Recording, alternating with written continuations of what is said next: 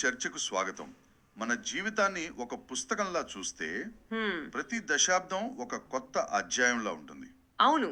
కానీ 70 ఏళ్ళు దాటిన తర్వాత మొదలయ్యే అధ్యాయం అది చాలా భిన్నంగా ఉంటుంది. అక్కడ వేగం ఉండదు, కానీ లోతుంటుంది. ఆశయాలు ఉండకపోవచ్చు, కానీ ఆ ప్రశాంతత ఉంటుంది. కరెక్ట్. వయసు పెరగడం అనేది కేవలం శరీరంలో మార్పు కాదు. అది మన ఆలోచన విధానంలో వచ్చే ఒక పెద్ద మార్పు. ఒక భూకంపం లాంటిది. అందుకే ఈరోజు మనం అలాంటి కొన్ని కఠినమైన కానీ మనల్ని విముక్తి చేసే నిజాల గురించి కొంచెం లోతుగా మాట్లాడుకుందాం. తప్పకుండా. మన ముందు 2 ఆధారాలున్నాయి. ఒకటి ఎల్డర్లీ విజ్డమ్ అనే యూట్యూబ్ ఛానల్ నుండి వచ్చిన వీడియో ట్రాన్స్క్రిప్ట్. మరొకటి వృద్ధాప్యంలో శాంతి మీద రాసిన ఒక తెలుగు వ్యాసం. ఆసక్తికరంగా ఉంది.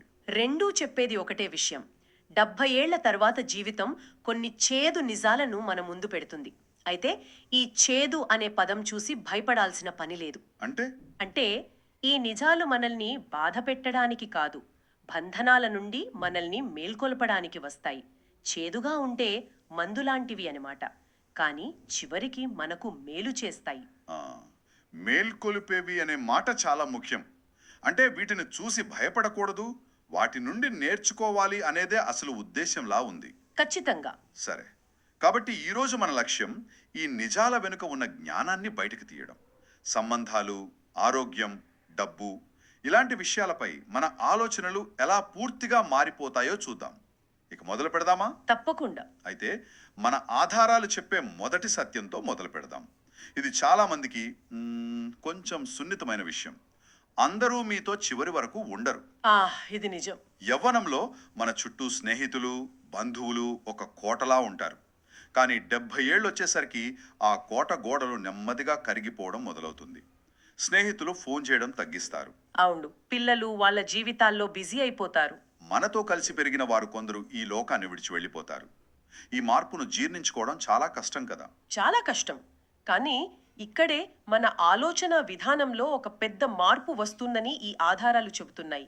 మనం ఒంటరితనం, ఏకాంతం ఈ రెండింటి మధ్య తేడాను అర్థం చేసుకోవడం మొదలు పెడతాం. ఒంటరితనం, ఏకాంతం రెండూ ఒకటే అనిపిస్తాయి కదా. కాదు. ఒంటరితనం అంటే ఒక లోటు, నాతో మాట్లాడటానికి ఎవరూ లేరు అనే బాధ. కానీ ఏకాంతం అలా కాదు. అది ఒక ఎంపిక. చుట్టూ ఉన్న శబ్దం ఆగిపోయినప్పుడు మనతో మనం మాట్లాడుకోవడం మొదలు పెట్టడమే ఏకాంతం. అంటే మన చుట్టూ జనం తగ్గడాన్ని ఒక నష్టంగా కాకుండా మనల్ని మనం కనుక్కోవడానికి దొరికిన అవకాశంగా చూడాలంటారా? కరెక్ట్. వినడానికి బాగుంది, కానీ ఆచరణలో కొంచెం కష్టమే. అదే, మనుషులు దూరం అవుతున్నప్పుడు ఆ బాధను దాటి ఈ ఏకాంతాన్ని ఆస్వాదించే స్థాయికి ఎలా చేరుకుంటారు? అది ఒక్క రోజులో అయ్యే పని కాదు. అది ఒక ప్రక్రియ. ఫస్ట్, సంబంధాలు మన ఆస్తులు కాదు, అవి మన జీవితంలోకి వచ్చి వెళ్లే అనుభవాలు అని ఒప్పుకోవాలి. సరే. రెండోది, మన సంతోషం ఇతరుల మీద ఆధారపడి లేదు అని గ్రహించాలి. అప్పుడు మనం ఇతరుల నుండి ఏమీ ఆశించడం మానేస్తాం. దానివల్ల మన సంబంధాలు ఇంకా బలపడతాయేమో. ఖచ్చితంగా. మన జీవితంలో మిగిలిన కొద్ది మందితో మన బంధం మరింత స్వచ్ఛంగా, లోతుగా మారుతుంది. అప్పుడు ఇతరులపై ఆధారపడటం నుండి స్వీయ ప్రేమ వైపు ప్రయాణం మొదలవుతుందన్నమాట. చాలా బాగా చెప్పారు. బయటి ప్రపంచంతో బంధం ఇలా మారుతున్నప్పుడు మరి మన శరీరంతో మనకున్న బంధం అది కూడా మారుతుంది కదా. ఇది మనల్ని రెండో నిజానికి తీసుకువస్తుంది. మీ శరీరం మీకు సహకరించకపోవచ్చు, కానీ అది మీ శత్రువు కాదు. ఈ వాక్యం చాలా శక్తివంతమైనది. అవును, నన్ను చాలా ఆకట్టుకుంది. ఎందుకంటే సాధారణంగా నొప్పులను, బలహీనతలను మనం ఒక ఓటమిగా చూస్తాం. నిజమే. యవ్వనంలో మన శరీరం మనం చెప్పినట్టు వింటుంది.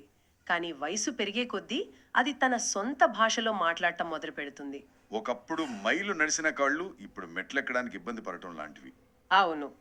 ఇవన్నీ మన శరీరం మనకు ద్రోహం చేస్తున్నట్టు అనిపించవచ్చు, కానీ మన ఆధారాలు దీన్ని మరోలా చూడమంటున్నాయి. మన శరీరం మనల్ని శిక్షించడం లేదు, అది మనకు థ్యాంక్స్ చెప్తుంది. ఇన్నాళ్ళు చాలా కష్టపడ్డావు, ఇప్పుడు రెస్ట్ తీసుకో అని సున్నితంగా గుర్తు చేస్తుంది. అంటే శరీరంతో యుద్ధం చేయడం మానేసి దాంతో ఒక ఒప్పందం చేసుకోవాలన్నమాట. అవును. కానీ దీర్ఘకాలిక నొప్పులతో బాధపడే వారికి ఇది కొంచెం కష్టం కదా. శరీరం చెప్పేదాన్ని వినడం అంటే ఆచరణలో ఏం చేయాలి? వినడం అంటే ముందుగా అంగీకరించడం. నొప్పిని బలహీనతను కాదనకుండా పెన్షన్ సరే బాధ్యతలు ఈ రోజు కూడా నా లిమిట్ ఇది కొనుక్కునే అని క్రమం మొదలైంది. ఆల్రెడీ ఆ 20 ఏళ్ళే తరువాత జరుగుతుంది. మన 20 శరీరం ఏళ్ళే చేయగలుగుతున్న జరుగుతుంది. చిన్న చిన్న పనులను నేను గుర్తించి ఎందుకు మీ పెన్షన్ వాటిని పూచి పడాలి అని ఆస్వాదించాలి. వాళ్ళు అంటున్నారు. ఉదాహరణకు నొప్పి లేకుండా 10 అడుగులు నడిస్తే పూచి అది పడాలా ఒక వద్దా విజయం. అనేటువంటిది కిటికీ పక్కన కూర్చుని మన హాయిగా ముందున్నటువంటి శ్వాస issue. తీసుకోగలిగితే పాత వాళ్ళు అది ఒక ఏమనుకుంటారంటే మా మన పెన్షన్ ఉడతలను, గవర్నమెంట్ ఇస్తుంది తెల్ల కాబట్టి జుట్టును మాకు కూడా పడలేదు వాటిని అనుకుంటారు. వయసైపోయిందనడానికి గుర్తుగా ఈ కాకుండా EPS మన జీవితాన్ని మధ్యలో ఎంత వచ్చింది. ధైర్యంగా పబ్లిక్ సెక్టర్ ఎదుర్కొన్నామో వాళ్ళు చెప్పే క్రమంగా పథకాలుగా ఒక్క హక్కు చూడాలి. సాధించుకుంటూ ఇక్కడే పెన్షన్ ఆరోగ్యమే ఒక నిజమైన బెనిఫిట్ గా సంపద అనే సాధించుకునే మాటకు పోరాటం అసలైన అర్థం తెలుస్తుంది. ఆలస్యంగా మొదలుపెట్టి ఈ అది ఆరోగ్యమే కరెక్ట్ గా మన అసలైన కరెన్సీ అనే పెన్షన్ ఆలోచన పోరాటం వాళ్ళ మనల్ని మంచి డబ్బు గురించిన తారస్థాయికి మూడో వచ్చిందనే సత్యానికి టైంకి ఈ కొత్త డబ్బు తన విధానాలు ప్రభావాన్ని కోల్పోతుంది. ఇది చాలా మంది అంటే ఒప్పుకోవడానికి కొద్దిగా నిజమే, రాంగ్ టైంలో ఎవరినంతా మనం డబ్బు, EPS హోదా, పోరాటం ఆస్తుల వెనుక అనేటువంటి పరిగెడతాం. కానీ ఒక స్టేజ్ దాటాక ఎంత అనుకూల పరిస్థితి డబ్బున్నా కాదు. గడిచిపోయిన ఒకవేళ ఒక్క రోజును కూడా తిరిగి కొనలేమని అర్థమవుతుంది. నిజం. ప్రభుత్వ రంగాన్ని అయితే ప్రైవేటైజ్ దీని చేయాలి అర్థం డబ్బు అనుకుంటున్న అవసరం లేదు. టైంలో కొత్త డబ్బు మన విధానాలు ప్రభావాన్ని వచ్చిన కోల్పోదు. టైంలో కానీ మనం దాని ప్రయోజనం మారుతుంది. పెన్షన్ అనే కొత్త హక్కు యవ్వనంలో కోసం డబ్బు పోరాడాం. అనేది ఆ విజయానికి, మధ్యలో అది అధికారానికి ఒక చిహ్నం. వికృతమైనటువంటి కానీ రూపంతో వృద్ధాప్యంలో వచ్చిందంటే డబ్బు అది అనేది పెన్షన్ అనలేము, సౌకర్యం, ముష్టి అనలేము, భద్రతకు మన దగ్గర సాధనం మాత్రమే. అప్పుడు దాన్ని కూడబెట్టడం కన్నా దాన్ని ఎలా వాడాలనే దాని మీద దృష్టి మారుతుంది. మంచి వైద్యం కోసం, మనల్ని మనం సౌకర్యంగా ఉంచుకోవడం కోసం. మన చుట్టూ ఉన్న వారికి చిన్న చిన్న సాయాలు చేయడం కోసం దాన్ని వాడతాం. అయితే ఇక్కడ ఒక ప్రశ్న. ప్రశాంతతకు డబ్బు అవసరం లేదనిపిస్తోంది, కానీ కనీస అవసరాలు తీర్చుకోవడానికి డబ్బు లేకపోతే ప్రశాంతంగా ఉండటం సాధ్యమేనా?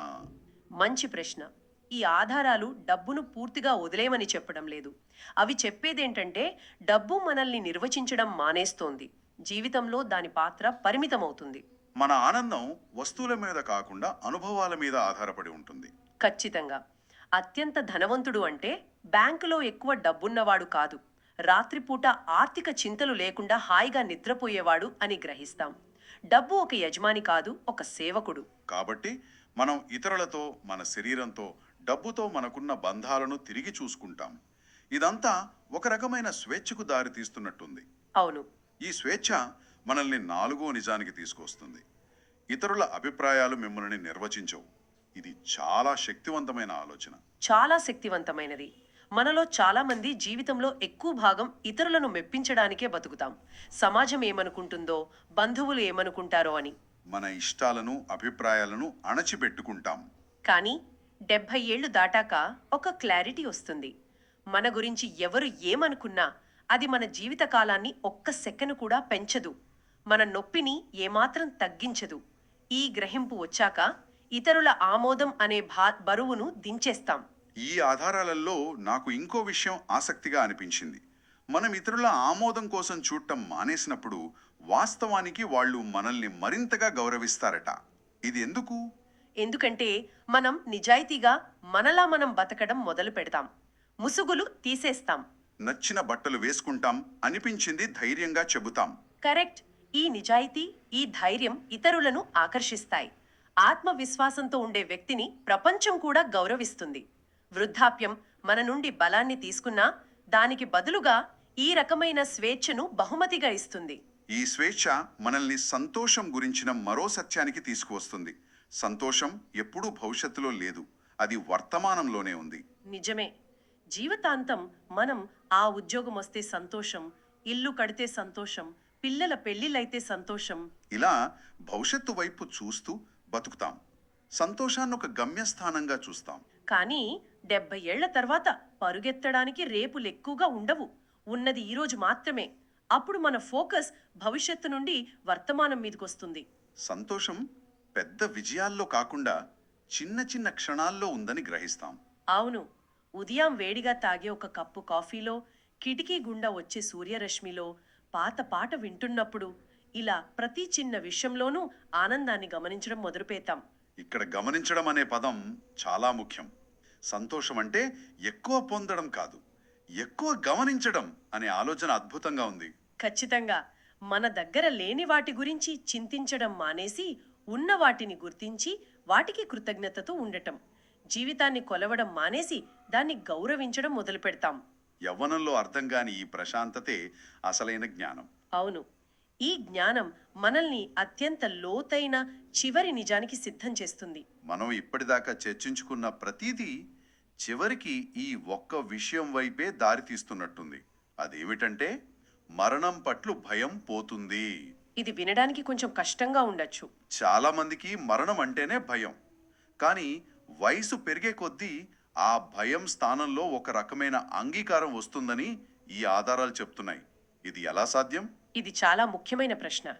యవ్వనంలో మరణం ఒక అన్యాయంలా, ఒక విషాదంలా కనిపిస్తోంది. ఎందుకంటే ఇంకా చెయ్యాల్సినవి, చూడాల్సినవి చాలా ఉన్నాయనిపిస్తుంది. అవును, జీవితం అప్పుడే మొదలైందనిపిస్తుంది. కానీ 70 ఏళ్లు దాటిన తర్వాత జీవితాన్ని పూర్తిగా జీవించామనే సంతృప్తి నెమ్మదిగా కలుగుతుంది.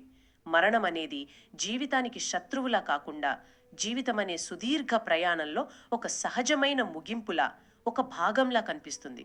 కథ మొదలైనప్పుడు అది ఎక్కడో ఒక చోట ముగియాలి కదా. మరణాన్ని అంగీకరించడం వల్ల మనం జీవించే విధానంలో ఎలాంటి మార్పు వస్తుంది? అది జీవితంలోని ప్రతి క్షణాన్ని మరింత విలువైనదిగా, మరింత ప్రకాశవంతంగా చేస్తుంది. ఎందుకంటే మరణ భయమే మనల్ని స్వేచ్ఛగా బతకకుండా ఆపుతుంది. ఆ భయం పోయినప్పుడు మనం చిన్న చిన్న పగలు, ప్రతీకారాలు, అహంకారాలను వదిలేస్తాం. ఇతరులను తేలికగా క్షమిస్తాం. మరింత లోతుగా ప్రేమిస్తాం. మనం వెనుక విడిచి వెళ్లే వారసత్వం, మనం కట్టిన ఇళ్ళు, సంపాదించిన ఆస్తులు కాదు. మనం ఇతరుల హృదయాల్లో నింపిన ప్రేమ, మనం పంచిపెట్టిన జ్ఞానం. కరెక్ట్. మరణంతో శాంతి కుదుర్చుకున్నప్పుడే జీవితం నిజంగా ఒక వేడుకగా మారుతుంది. అద్భుతం. కాబట్టి ఈరోజు మనం చర్చించుకున్న విషయాల సారాంశం ఏమిటంటే వృద్ధాప్యం అనేది కోల్పోయే దశ కాదు, అది పొందే దశ. అవును, పరివర్తన చెందే దశ. మనం వేగాన్ని, బలాన్ని కోల్పోవచ్చు, కానీ దానికి బదులుగా జ్ఞానాన్ని, శాంతిని, స్వేచ్ఛను పొందుతాం. ఇతరుల కోసం నటించడం మానేసి మన కోసం మనం జీవించడం మొదలు పెడతాం. అవును, ఈ చేదు నిజాలు వాస్తవానికి మనల్ని విముక్తి చేసే సత్యాలు. అవి మన భుజాలపై ఉన్న అనవసరమైన బరువులను దించి మనల్ని తేలికపరుస్తాయి. వృద్ధాప్యాన్ని ఒక శాపంగా కాకుండా జ్ఞానంతో స్వీకరిస్తే అది మన జీవితంలో అత్యంత నిజాయితీ గల, అత్యంత విలువైన అధ్యాయంగా మారుతుంది. ఎందుకంటే నిజమైన స్వేచ్ఛకు పునాది యవ్వనం కాదు, వివేకం మాత్రమే. ఖచ్చితంగా. ముగించే ముందు ఒక ఆలోచన.